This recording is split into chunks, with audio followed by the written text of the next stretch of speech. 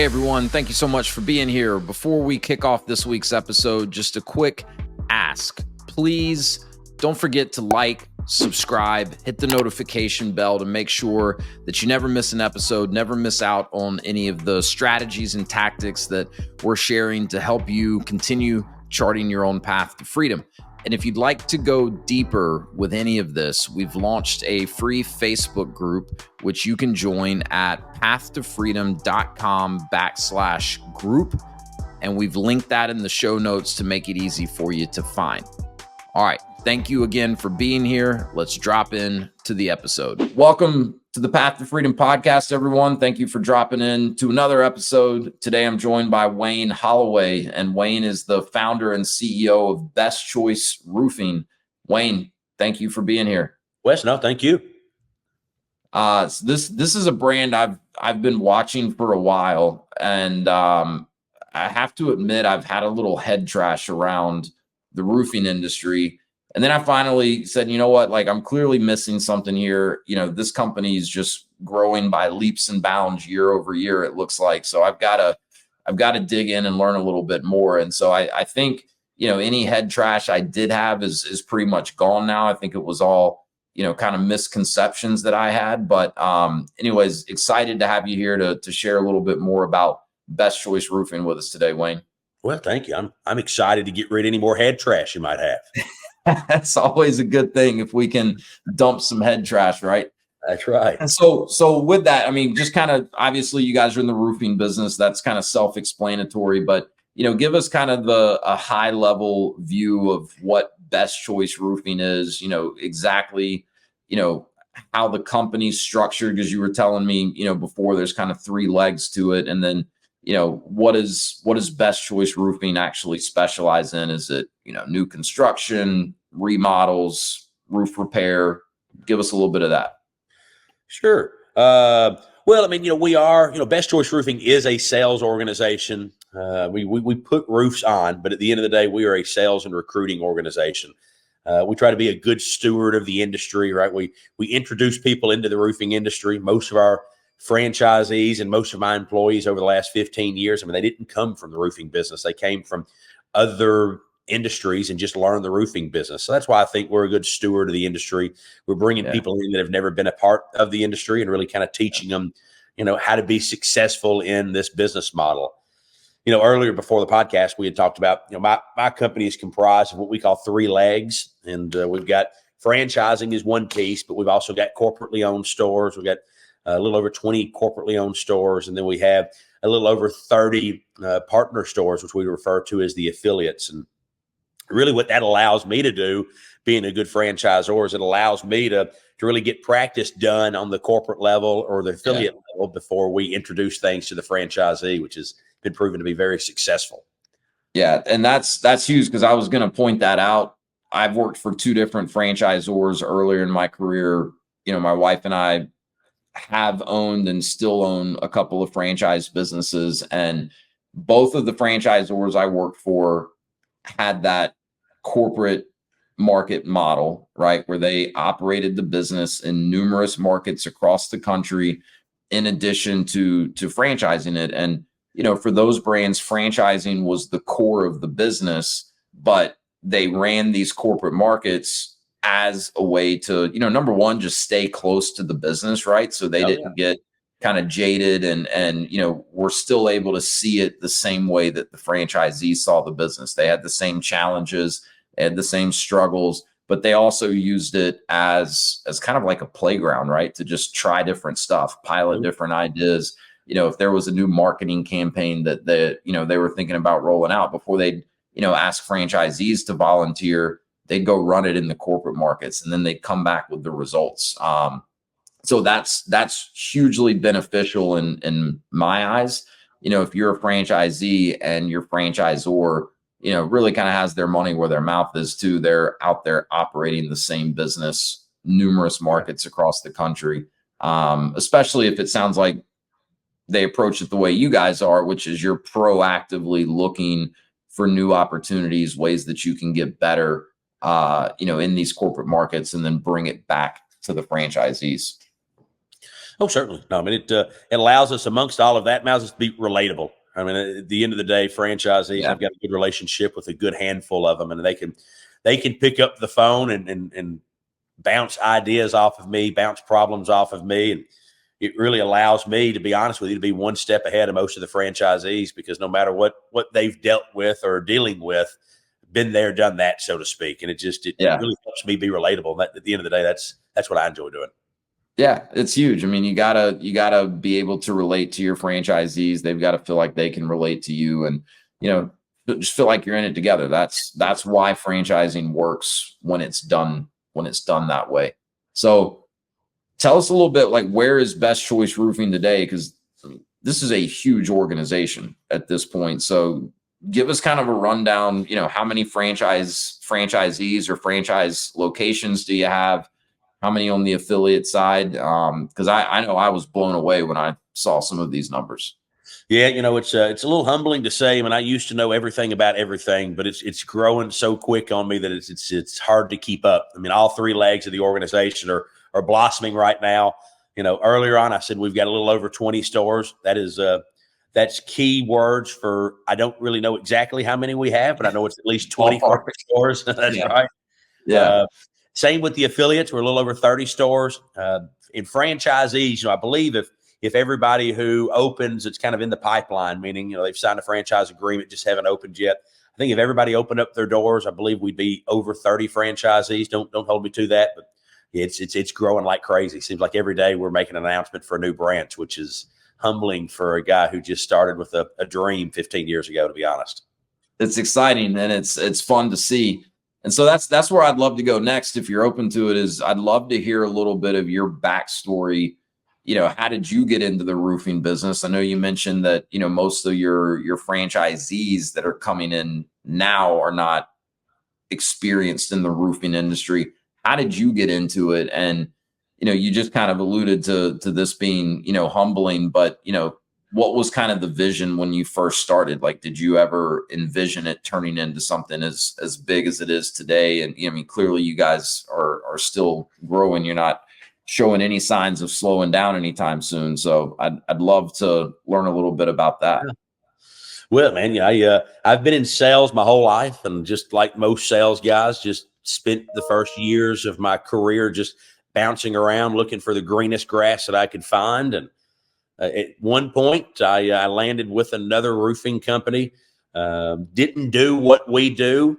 They used to use just a call center, and a call center would just randomly make phone calls to randomly people and say, "Hey, when was the last time you had your roof looked at to see if you had any storm damage?" And I remember one day I drove. It was like an hour away from the house, running a lead.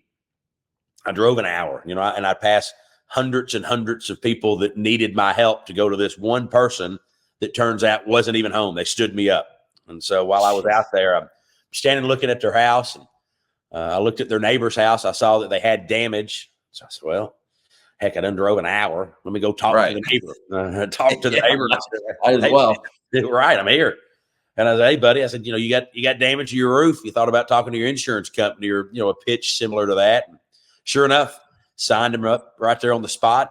And the whole way home, I just thought to myself, I said, why did I drive an hour? Right? I mean, I passed this guy, I passed that guy, I passed that guy. So that night, I actually turned in my resignation, and just a young 23-year-old kid at the time, just looking to pay his bills. I said, man, I start my own roofing company. It can't be that hard. Little did I know. And just started this concept. I'm pretty proud of it at the time. I'm pretty proud of it now, but at the time was hiding my car from the repo man. My house was about to get foreclosed on, and I had a little over $100 in my bank account. I went all in. I had a 96 Lincoln Town car at the time. They, I don't know if you know anything about them, but they had the air ride suspension that notoriously would go out. So yeah. The back end of the car around praying the suspension doesn't go out on you. It did. And the back end would just kind of drag as I drove. Oh, man, yeah. I remember I think there's people that pay to have that done to their cars these days, though. They actually pay extra to get that. It wasn't ideal in my circumstance, to be honest. Yeah. So man. That's a cool story. And the fact that you turned your resignation in that night, like once you kind of had this realization or this aha moment, I think a lot of people would have stewed on it for a while or talked themselves out of taking action that quickly. It sounds like you just saw a better way of doing it and didn't overthink it, right? And didn't allow yourself to, kind of stay I was young and what I dumb. imagine would be a little more comfortable, with an employer. Well, I mean, it just, you didn't, as a 23-year-old guy at the time with no kids, no wife or anything, I really didn't have anything to lose. And Yeah. like I said, I just bounced around looking for greener grass. We'll get right back to the episode in just a minute, but if you've been considering business ownership, if you're already a business owner looking to expand and you're curious about franchising, I'd love to connect with you, answer any initial questions that you have, talk about a specific franchise, and detail the exact process that I use and have taken hundreds of people through to help them understand franchise ownership, find the right franchise for them, and conduct the necessary due diligence. Click the link in the show notes if you'd like to schedule a free, no obligation strategy call. I look forward to talking with you. And now back to the episode. That's interesting. So you guys were, at that time, the company you're working for, just using call centers, and it was very random, I assume, right? Whoever happened to pick up the phone, whoever happened to agree. So what did you take from that in terms of learning and do differently when you launched the Best Choice roofing business? Well, I realized real quick that, I needed to have a better model and I needed to be more aggressive at getting customers. So, that day, like I said, then like a couple days after I turned in my resignation, the logo, shirts it right over here, the logo, I created that thing on Microsoft Word on my computer. If that flashback to old school there, but it just did it on Microsoft Word and, got me a couple of flyers printed up at the local UPS store. And man, I just started ringing doorbells. And what I realized was I didn't have to drive an hour away to go find somebody who needed my help. Right. I had to take a left out of my driveway and I could go find people who needed my help. Well, if someone's got storm damage, chances are everyone else in that neighborhood is a prime candidate for storm damage on their roof, right? Yeah, it's likely, especially if you find like a subdivision that was built at the same time and that person has the existing roof that was put on by that builder, then that if they have damage, the likelihood that their neighbors do as well. And it just blossomed on me quickly. And that's how the business started. But the light bulb for expansion was a whole different moment in time. So how long did it take for the idea of expansion to cross your mind? Didn't take long. I've built this business with the understanding that if you focus on your employee, if you give your employees the opportunity for growth, that the company in turn will grow. And that seems cliche, and a lot of people say that just to seem cool, but it really is the truth in this organization. So back in 2010, I'd been open for about a year. I remember in a little bitty, right down the road, a little bitty horrible looking office, but it worked at the time. I had two gentlemen that worked for me that both could have been my general manager and both wanted to be my general manager. But my challenge was I only had one branch in Hendersonville, Tennessee. And remember, I sat down with them, had a couple of beers one night. They both wanted it. They both could do it. And I realized that I was going to lose one of those guys because I only had one spot.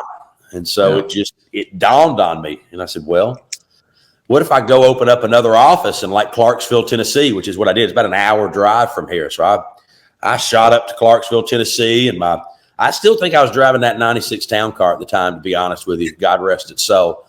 And took 24 west and drove to Clarksville, Tennessee, drove around, found an office. I think at the time it was like $900 a month, which was a huge deal.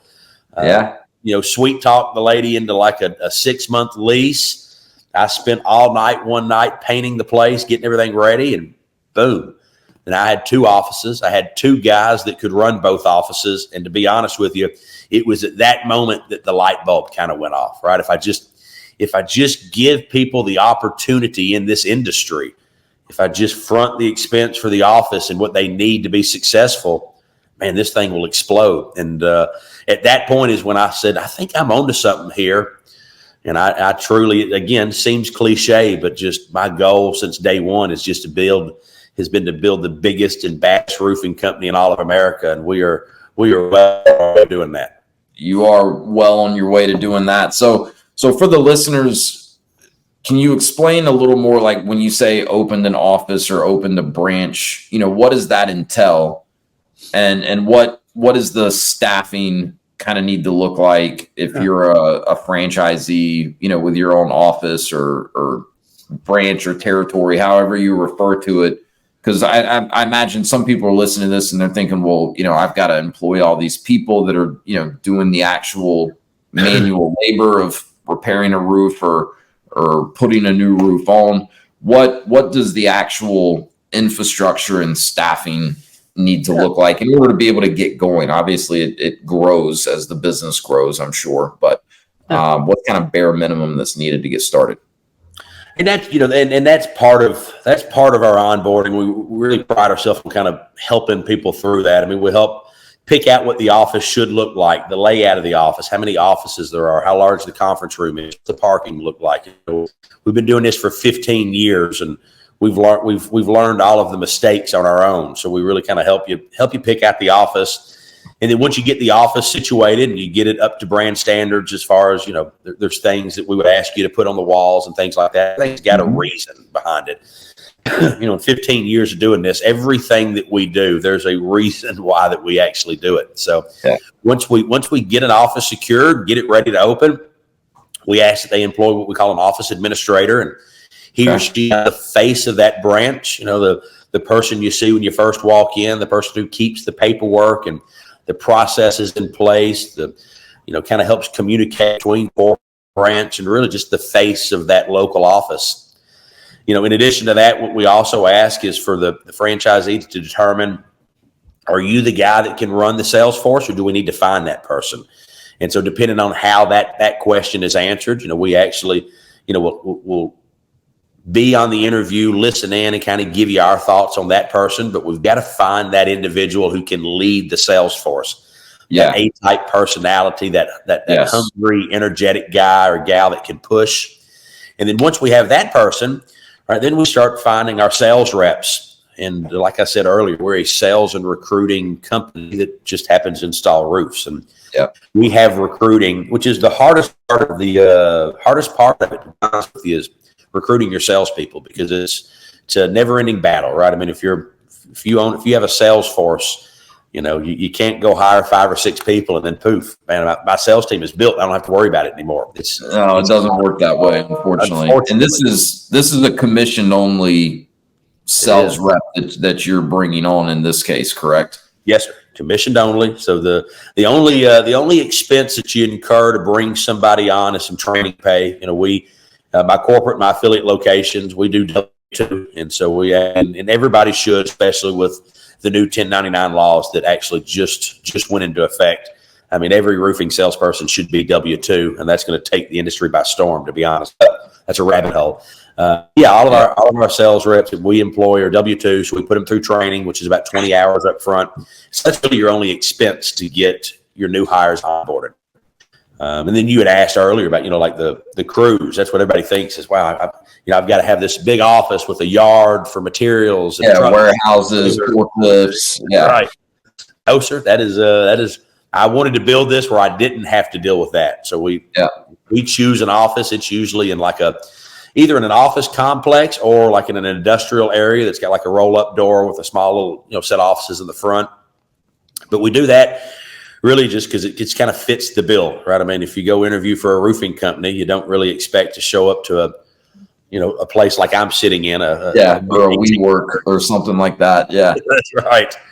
Yeah, but I mean, as far as the crews go, it's all subcontracted out. We vet our subcontractors. We've got ways of finding them. We help our franchisees secure subcontractors, and doing it our way, where we have the materials drop the day of installation and we use a subcontractor, really allows the franchisee to not have to worry about having a yard or a warehouse or a forklift, meeting the crews at 6 o'clock, signing out tools, trailers, things like that. Really allows our franchisee to either he or she does it or employs a production manager that go meet the subcontractor on the job site early in the morning, get the job kicked off. The materials are there on site. Then when we're done, our subs should have a trailer full of trash that they go dump at the local dump. They move on to the next job. So it's pretty easy. I'm kind of smiling as you say all that, because one of the franchises we owned was an insulation business, and we built it for about 3.5 years, just sold it at the tail end of last year. And, we did pretty well with it, but everything you're pointing out about Best Choice Roofing and why it's pretty easy for your franchisees, because we did not sub out the labor and the installs. We had W-2 employees doing that. I'm shaking my head going, yep, that's where all of our headaches came from. We didn't have trouble selling the product, right? I mean, everyone needs a roof on their head. Everyone needs their house insulated. And, sometimes those things have to be repaired or fixed. We didn't have trouble selling, right? But being there early, signing tools out, managing inventory, getting inventory to the job site. That's where the headaches were. Just all of that stuff. Crazy. Yeah. Yeah. So like the subcontracting out of, call it manual labor and these types of, home service, home improvement business models is somewhat common. And in my experience, a lot of people, speaking of head trash, a lot of people have some head trash around subcontracting out, right? Well, it's my business's reputation on the line, right? So how can I get comfortable sending these subcontractors in? You want to probably have things done a certain way, right? When it comes to the installs and things like that. How am I going to find good subcontractors? I don't want to have this kind of revolving door of subcontractors. Why does it work in roofing? And what are the keys to finding the right types of subcontractors? And why is it a beneficial relationship when one of your franchisees works with a good subcontractor? Yeah, I mean, you're finding the subcontractor, especially if you're from that market. I mean, rely on, the relationships that you have, or relationships that we introduce you to, our local manufacturer reps that have been in that market, in that space for, 2 years to 20 years. Lean on the local distribution partners to at least point you in the right direction or steer you away from, people that you probably shouldn't talk to. Yeah. Once we find a few people or a few subcontractors who are recommended to us, we sit down with them, talk through their pricing. And again, that's pretty easy, just the way the business is structured.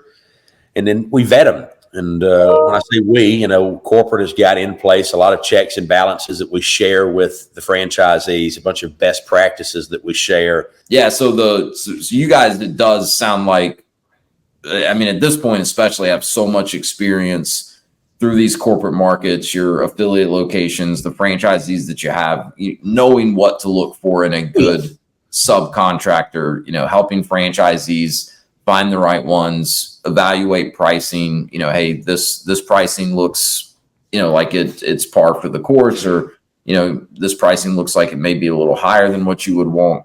In your experience, would you agree? Because you've mentioned numerous times now that, Best Choice Roofing is a sales and marketing organization, right? And that's what you have to be good at to really be successful in that business.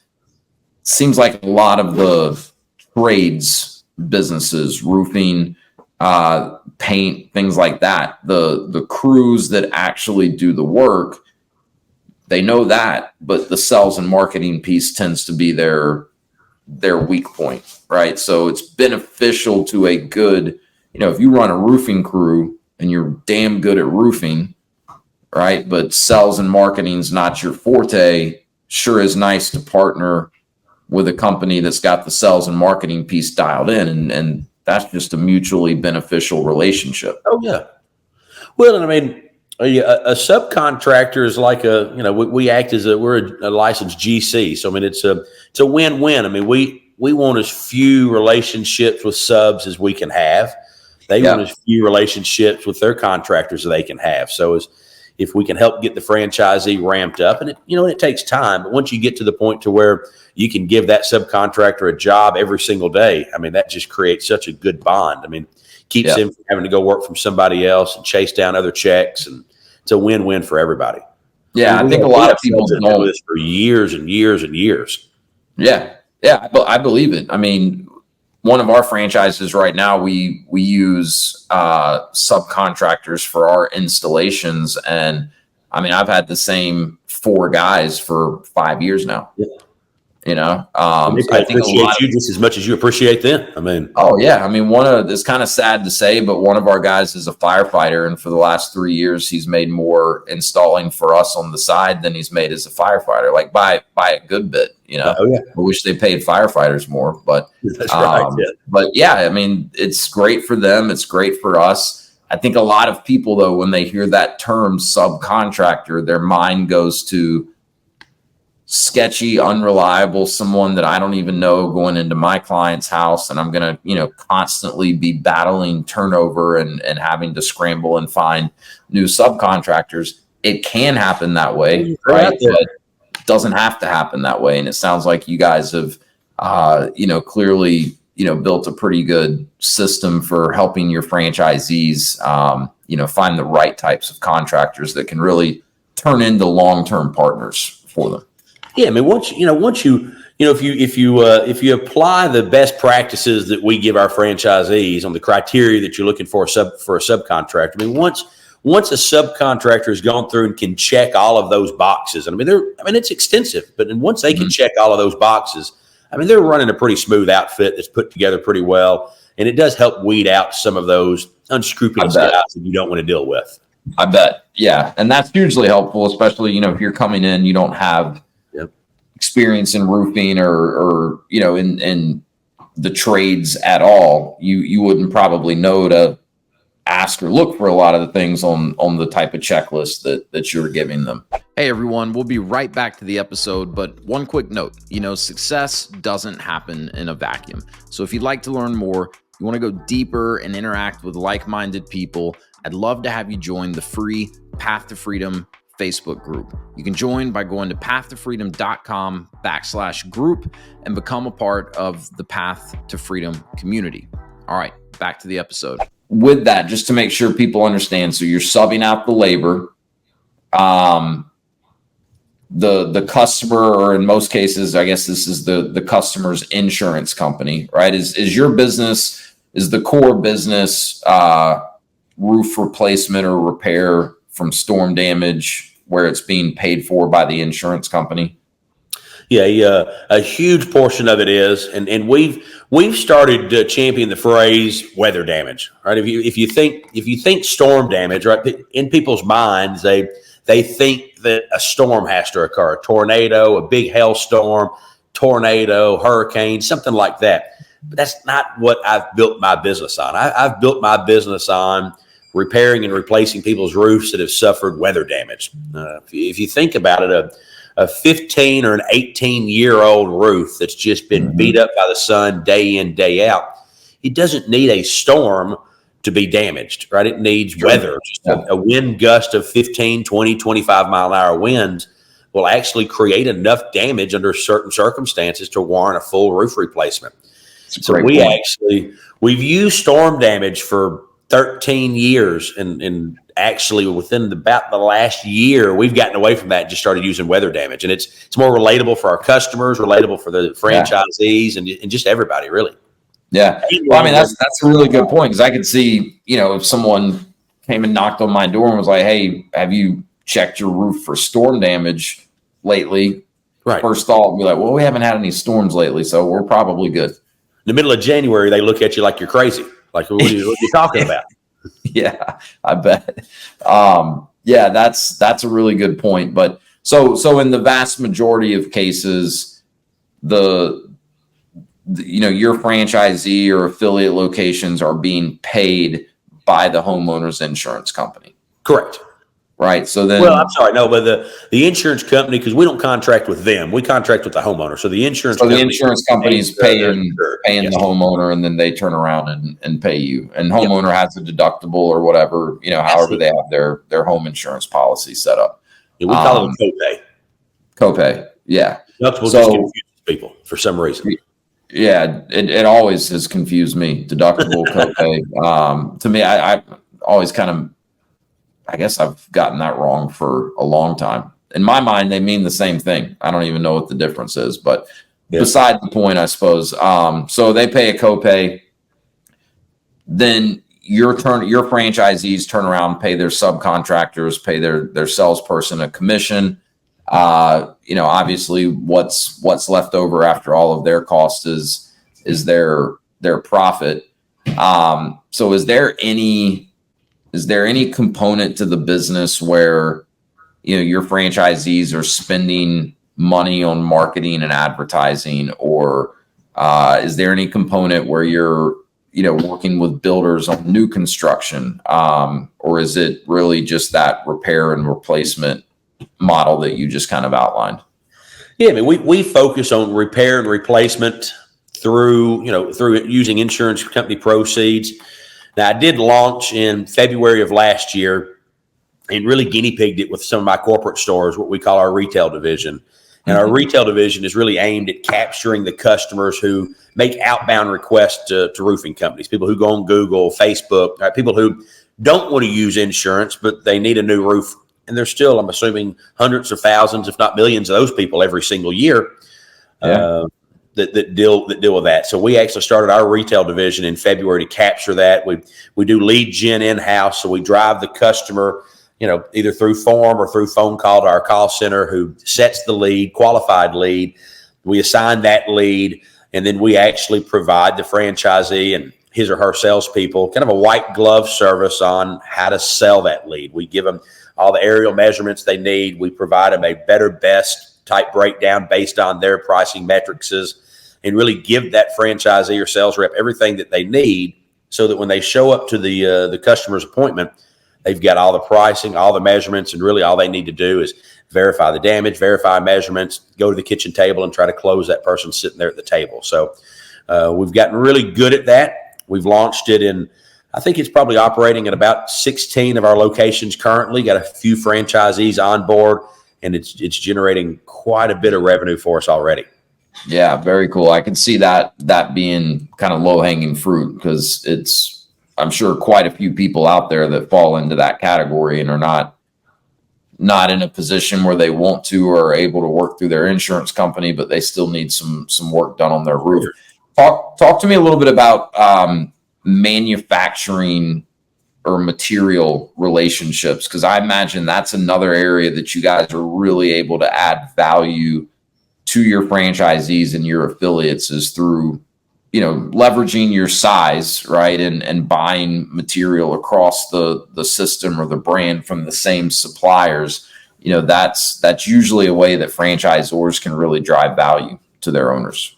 Oh, and we certainly do. We've the rebate programs that we have in place have taken me 15 years of negotiating to get to, and proud to say that our franchisees, they walk into what took me 15 years of negotiating. They walk into reaping some of the benefits of that day one. So the first thing they buy, Owens Corning, which is our preferred manufacturer that we currently use. I just got back from California this week. We were named 4th time in a row their largest platinum preferred contractor in America. Just want to kind of plug that if I could. But Owens Corning they've got a rebate program in place that you're able to get day one. In addition to that, they've got a program called the Platinum Preferred Roofing Contractor, and it normally takes people a long time to get in. I mean, it could take some roofing companies years to get in. We actually have contractually gotten an agreement in place with them to where we can fast track our franchisee through to that system inside of 120 days if they meet certain criteria. So in addition to that, we've spent some time talking about rebates with OC, but our large distribution partners, ABC, SRS, Beacons of the world, we've got national programs in place with them. And then also, it allows a franchisee to kind of walk into the door of their local ABC office. If they've gone through confirmation day, they get to meet one of the national account reps for one of these large distribution partners.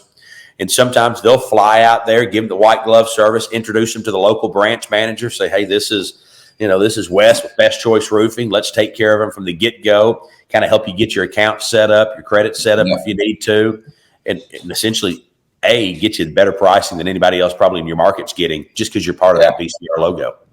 and that's huge. You know, the rebates, the franchises that we've owned and still own, you know, we had rebates in place, you know, through the manufacturers that we worked with. And, you know, in some instances, you know, that was generating close to six figures, if not more than six figures in income for us as owners outside of, you know, our profits from the business that year. Because as we're, you know, factoring our pricing and giving quotes or estimates, we're not factoring rebates or potential future rebates into any of that, right? So, you know, one thing I always tell people that I work with and kind of coach through this process, if you're looking at a franchise where there's a rebate component of any sort, you know, and you're talking to franchisees and trying to get a sense of, you know, the earning potential and the profitability potential, like make sure you're asking about rebates, because a lot of franchisees may share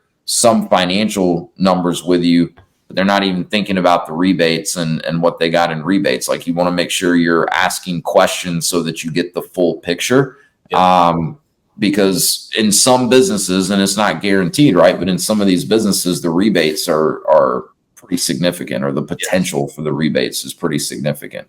Hey everyone, we'll get right back to the episode, but I wanted to quickly share a free resource with you. If you're curious about franchise ownership and want to learn more about how countless people, including myself, have leveraged franchising as a way to create more freedom for themselves and to take control of their livelihood, I've put together an ebook. It's called Franchise Wealth Creation, and it's the perfect starting point for anyone that's just curious to learn more about this whole franchise thing and how I've helped hundreds of other people navigate all the steps involved in understanding and researching franchising.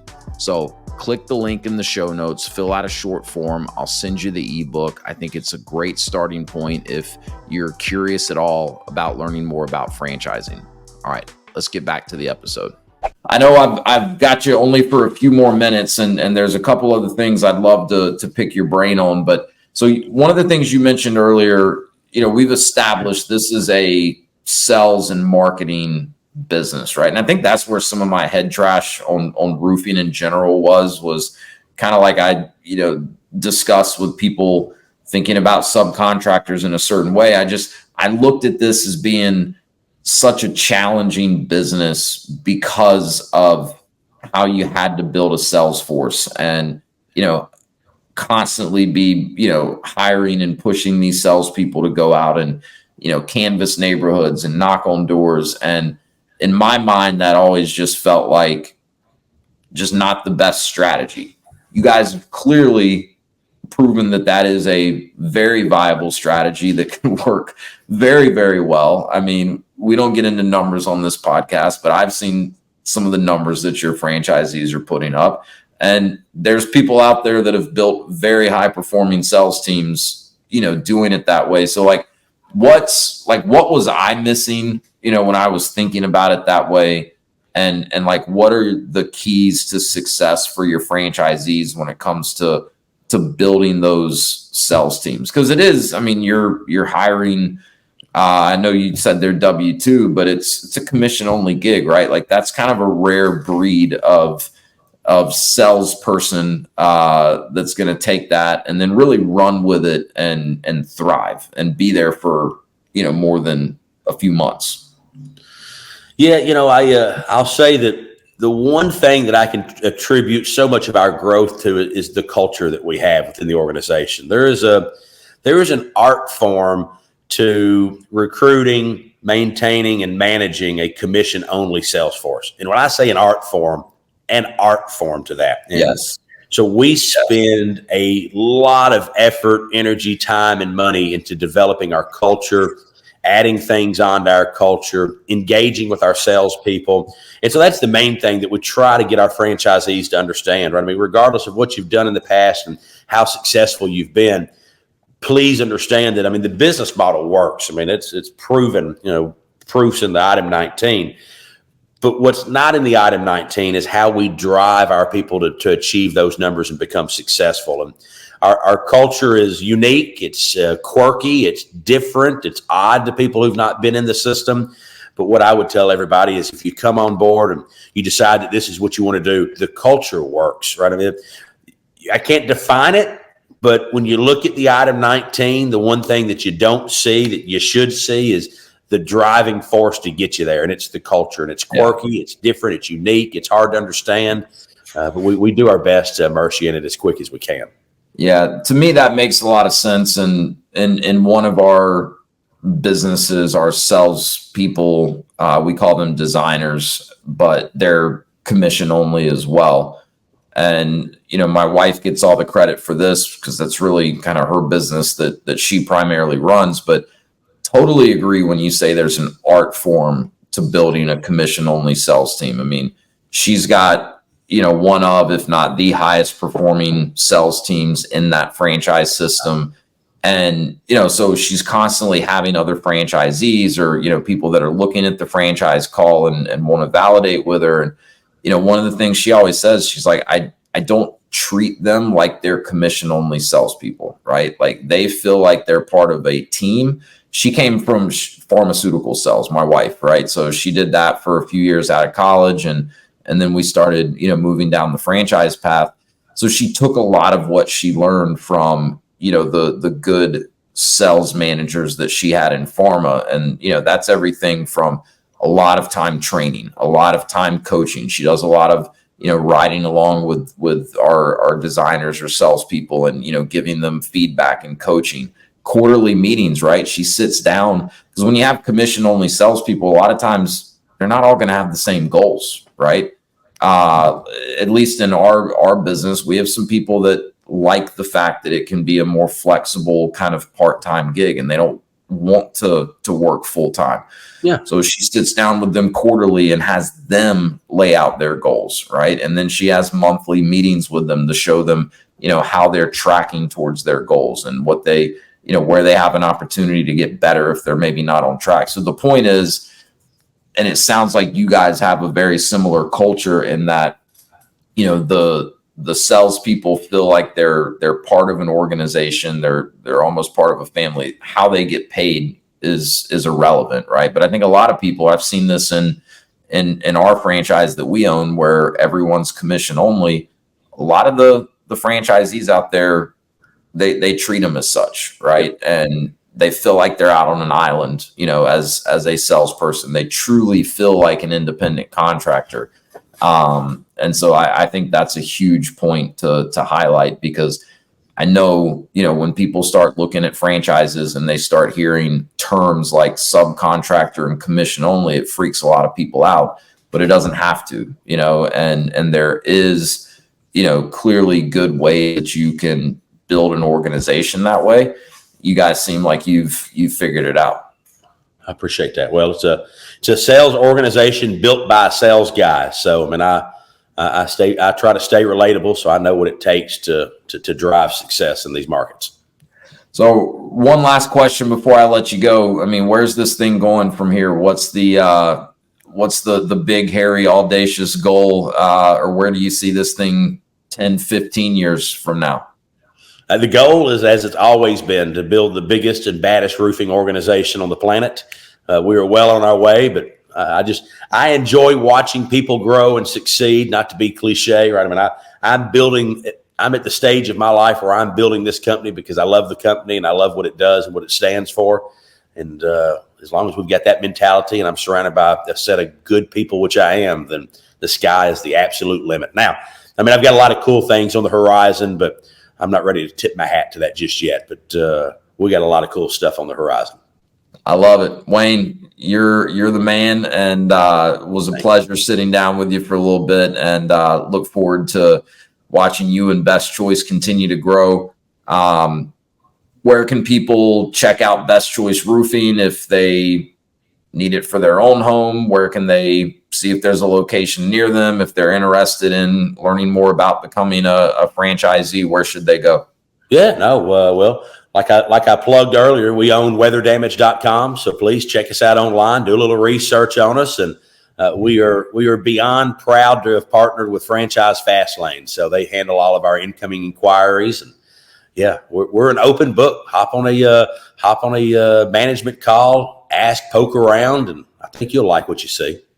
Yeah, no doubt. No doubt. This is one of these, what I like to call dirty, unsexy service businesses. But, you know, there's a lot of potential with something like this. Pays well.